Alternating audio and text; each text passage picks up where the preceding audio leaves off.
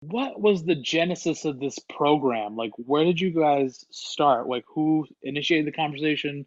Who reached out to who? All right, I guess I can get started, and maybe Rishi, I mean, you could I think it started with y'all, LaFawn. I mean, yeah. So you're doing yeah, it did. So our CEO Chris Himes has always had this kind of incubator idea. And we have an incubator within Indeed as well for product ideas, test features, things like that. Um, and so, it's like, what can we do with filmmakers? Not just thinking about representation in front of the camera, which is what we've been doing. How can we have better representation in things like our commercials, in our brand materials, things like that? But how can we actually think about those behind the scenes, behind the camera, doing production? And so we started to think about what partnership could bring that to life. And Lena and Hillman Grad, Rishi was a no-brainer for us because of the work that they do. But I will say we started with just like an idea. Well, like maybe we can have one filmmaker, help do some commercials, or I don't know, something that we want to do to help kind of, our mission is we help people get jobs. We're like, we'll help give a job. They'll do some stuff. We'll see what happens. Rishi and Lena came in, and it turned into a whole other program. It was about funding, a shorter list of filmmakers and giving them more money. The idea, Rishi, I believe, of the short films came from you, to focus yeah, on shorts, right? As a almost a springboard did. to the industry and to feature films. Well, I also just I think like have to give so much credit to Chris and LaFawn for listening to us in a way, which is like something that very rarely happens in this space or in the industry overall, because Lee and I come from really trying to figure out entrance points for people to get into the industry who really don't have an access point. But to really get in a short film can be such like a ticket. A good short film can take you so far and get you hired to go direct episodes of TV shows, which we do all the time. It can also get you your first feature film, which we were doing all the time as well. And so when we first heard about the program, and that they're interested in getting into space, of course, like we're super intrigued by it, and it feels like there's a like shared sensibility in terms of like we want to get people jobs too, and we want to get people paid for making their art, and so it was really really cool when we were able to come to the table and say, listen, why don't we, in order to talk about sustainability, focus on a smaller group of filmmakers, do a short film instead of a feature film, because we want to do it really well and at the highest level possible, and also stimulate in a lot of ways the experience of working on a show or working on a larger movie with the level of crew that you get, the level of production value you get. And so all those pieces came together, and them saying yes, the $100,000 number was like the coolest like moment ever for us, because really, I mean, there isn't a program like this that exists like in the world, and no one gets, as you said, Micah, like a hundred grand to make a short and to do it properly. And so we also want to bring our A game and be like, all right, if Indeed is going to make this investment in us, we want to make sure that these filmmakers are exceptional, that they all have something really brilliant and interesting to say, and that when all these filmmakers have incredible careers and become the next Barry Jenkins and Lena Waithe of the world, that they look back and go, well, I got my start through Indeed Rising Voices. Not to mention the fact that beyond these filmmakers, I mean, we got a lot of jobs for a lot of other people too on those bets, which is really dope. And again, all part of like the philosophy of creating a community and bringing one another up together as well. Yeah, with the 11 filmmakers, there were over 600 jobs of people that they employed, which I think is phenomenal. And just going by what Rishi is saying, what Lena and Rishi and Hillman Grad did is make sure that these filmmakers were taken care of along the way. So they got money for just writing the script. That was $10,000 for just writing the script. And then the $100,000 was a production budget. And then they also had access to a $25,000 COVID budget. So it was like, let's not just put something out there so that filmmakers could show that they're creative. It was also let's take care of them along the way so that they can employ other people and that they're also taken care of. They can pay them fairly. They don't have to ask their cousins and their neighbors and their friend from third grade to come hold the camera. They can actually pay real people to do real jobs. And I thought that was phenomenal. Day one, when you guys chose the filmmakers, like how did you figure out like the mentorship aspect of it? Like, did you guys pair them up with people, or did you like how were you guys working with them? And were there any moments that you found was just like, wow, this is amazing, it's really working? So I mean, I feel like so many. This is amazing. This is working moments.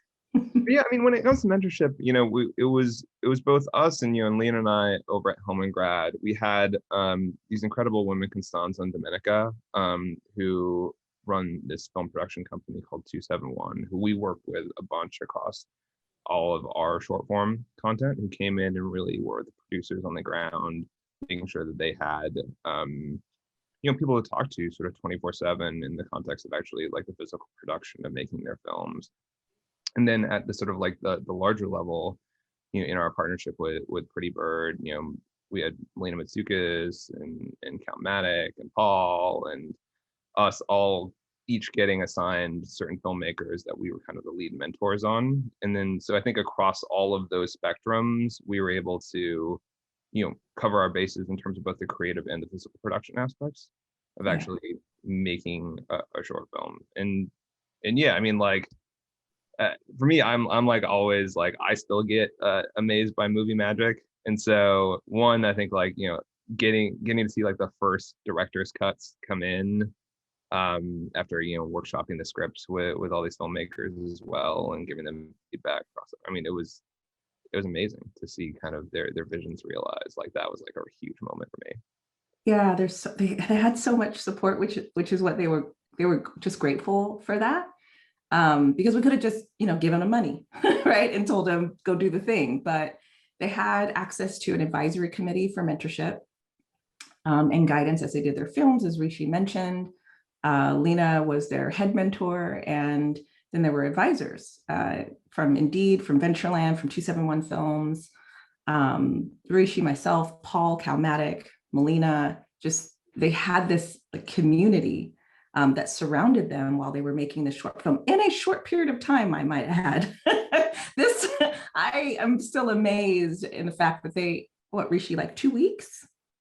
In 2 weeks' time, they made a short film. It was wild. Yeah, I mean, when we really selected our filmmakers. We have final selections like top of February, right? Something like that. And we debuted the movies last month, which is a very, very quick turnaround. But also I think they're in talking about prepping people for the business. Sometimes you just got to do it. You get an opportunity in front of you. People have 2 days of prep on a TV episode. You're in. And so I really appreciated how much the filmmakers stepped up into the task and we're like, hey, this is a huge opportunity for us and we're going to make the most of it. I think the films themselves, they speak for themselves. Yeah. Looking towards the future now, what is the future of this program looking to you guys, like for you guys? Well, I think that one to LaFawn. She's like, I mean, that's what we're talking about now. I think it is a no-brainer that this initiative was a success. I think both of us want to do it again in some way, and think through what went well, what could we do better to set up the program to help it succeed. How do we want to do this with filmmakers in the future? It all still, for Indeed, centers back to our mission of helping people get jobs. So this is going to continue. I think there is an element where these filmmakers who have done this incredible thing in a short period of time, I think now they could pay it forward as well, right? And help other filmmakers who are in their spot to learn and grow as well. So I think we're still forming what may happen in the future, but I think if I'm speaking for both of us, for Indeed and Hillman Grad, I think we're all in on helping this be something that continues to live on and continues to impact more filmmakers. Totally. Yeah, could not agree more. And I think what I also love that you just said, LaFawn, is like it's like the community building aspect of it, and to be able to have Mhm. alumni from the program come back and speak and be mentors themselves, and at the same time, I think building this real collective of artists that support one another, be considered a class together. Because I feel like that was so important for me coming up in the business too, is having a crop of when I was an assistant, meeting a lot of other assistants, and now we're all executives and buying each other's film projects. So it's really significant in that way to have a real class of people, and so I'm so excited for them to have that. And we're also not interested in letting these filmmakers just disappear now. I think for us it's check-ins, it's all the filmmakers are coming in to meet with the whole team at Hillman Grad and talk about next steps and what they want to do, getting them in the right rooms to get their first TV gigs, making sure that we understand and know what their passion projects are, and whether we're producing them or someone else is, like making sure that they continue to have the support that they need to be successful in the business, because too many diversity programs fail in that regard. Absolutely. And I think that's why we wanted to do this differently, right? We didn't want this to be a diversity program in that way where we just support the community, or we stand with the BIPOC community. We really wanted to make this something that could live on. Part of this initiative is also going to be a national TV advertisement. We're still in the process of determining that. But we did have an in-show package with BET, which aired June 27th, I believe, as a commercial during the awards, and celebrated all of the filmmakers.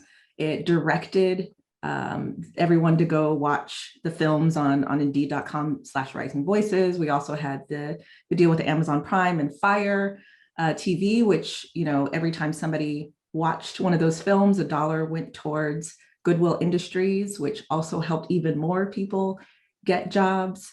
We still have a component of this initiative for filmmaker in residence, right, where at least one or more of these filmmakers will be a filmmaker in residence for Indeed and have a budget of $75,000 to create films for us to use for marketing purposes. And it's a non-exclusive residency. So it's not like they are locked into only doing things for Indeed. Most of these filmmakers are going on to do more and more things, whether it's a one-person show or they're turning their short into a feature film. We just wanted there to be another element where they can continue to work and continue to do stuff along these lines to show the meaning of work. So there's so many components of this where it's not just it's not your mama's diversity program, right? This is something where we really want this to live in this industry. And also we're applying pressure. We're applying pressure because there are other companies that, of course, are looking to see what is happening and going on, and hopefully will also invest in the film industry so that representation is there, again, not just in front of the camera, but behind it. So I got one more question for you guys, but I do want to say something a little personal. I'm sorry, Daniel. Um, Watching these short films, I don't think you guys quite, maybe you do, quite understand like how you guys may have rocked the industry a little bit, because now you've kind of created a precedent. I watched all the short films, and each one of them, I felt something new come up or remembered something from my past. Like when I was watching Stacy's short film, I remember prepaid cards, having to go to the bodega and get them for my parents, and like the feeling of like $5 remaining or $1 remaining and stuff like that. Like there were so many little things in these short films that I related to, and they were beautiful, and I cried through a couple of them. And I really appreciate you guys doing something like this. I don't know how else to express my gratitude other than saying like this is incredible and thank you so much for all the work you guys are doing on this. It is super important, and I'm not just saying that. Like I loved these short films. I felt these short films, and you can feel the voices coming through. That is so beautiful to hear, because that's the really the underlying point of this. is that the voices that aren't normally heard get to be heard in their way, right? Because other people have been telling the stories of people of color for a long time and they get it wrong, Yeah. right? So this is them telling stories that are inherently part of them, and you can feel that in their films. You know, you Yeah. saw a lot of themes around mothers. You saw a lot of themes around childhood and adversity, and right, like all of those things pull through culturally for all of us. So even when films were in another language, you still knew what was happening. Right, you still felt Mhm. what was happening, because it is all of us. It is what we have gone through. It is what we've experienced. It is what our people and our culture have been through, and that was the beauty of it. And they were able to showcase that in 15 minutes or less. Yeah. That's what the incredible part And about like, those short films. it's such a beautiful thing, like to give these filmmakers $100,000. You gave them the ability to be themselves, which is like something that like most filmmakers we don't get the chance, right? Like I'm a no budget filmmaker. I have to always account for, am I asking for favors? Who's working? Like, what do I have to do to get people to work for me?